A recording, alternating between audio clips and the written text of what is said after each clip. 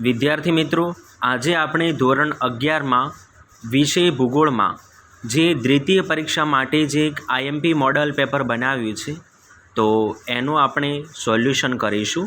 વિભાગ એ નીચે આપેલ 1 થી 5 હેતુલક્ષી પ્રકારના પ્રશ્નો છે. આપેલા વિકલ્પોમાંથી સાચો વિકલ્પ પસંદ કરીને ઉત્તર લખો. પ્રશ્ન 1, સૌથી નરમ ખનિજ કઈ છે? જવાબ ડી, ટાલ્ક. પ્રશ્ન 2, ભારતમાં હવામાન ખાતાની મુખ્ય કચેરી કયા શહેરમાં આવેલી છે? જવાબ ડી, દિલ્હી. પ્રશ્ન 3, સૂર્યઘાત માપવા માટે કયા સાધનો ઉપયોગ થાય છે? જવાબ સી, પાયરોમીટર. પ્રશ્ન 4, યુએસમાં ચક્રવાત કયા નામે ઓળખાય છે? જવાબ ડી, ટોર્નેડો. પ્રશ્ન 5, આરામ ગૃહ માટે કઈ રૂઢ સંજ્ઞાઓ ઉપયોગ થાય છે? જવાબ સી, RH. વિદ્યાર્થી મિત્રો, હવે આપણે વિભાગ બી જોઈશું. નીચે આપેલા 6 થી 10 સુધીના પ્રશ્નોના ઉત્તર એક વાક્યમાં આપો. પ્રત્યેકના 1 ગુણ. આમ ટોટલ 5 પ્રશ્નો પૂછાશે. દરેક પ્રશ્નોને 1 માર્ક એટલે 5 પ્રશ્નો પૂછાશે.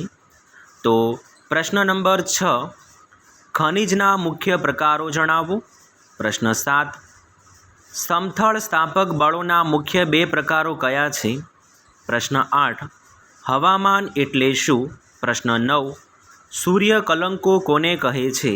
પ્રશ્ન 10, કયા પવનો કાળ વૈશાખી તરીકે ઓળખાય છે? હવે આપણે વિભાગ સી જોઈશું.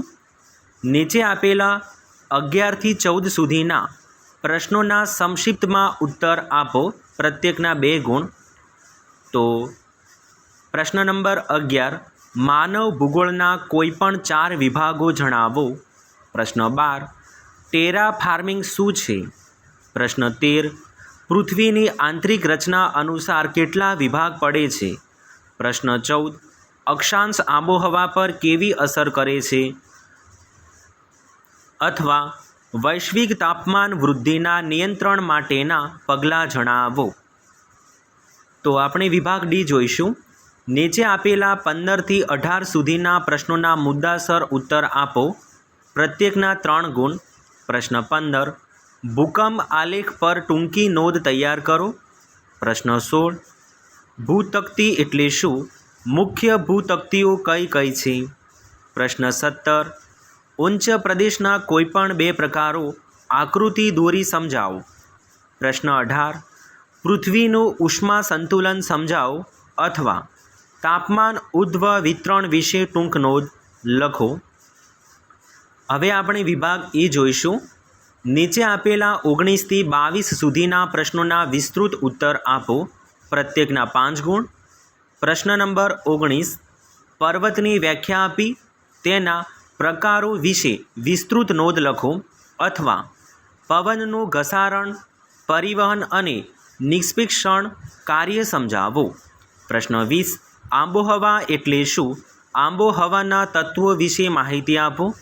પ્રશ્ન 21, દરિયાઈ લહેરો અને જમીનની લહેરો આકૃતિ દોરી સમજાવો. પ્રશ્ન 22, પ્રમાણ સમય એટલે શું?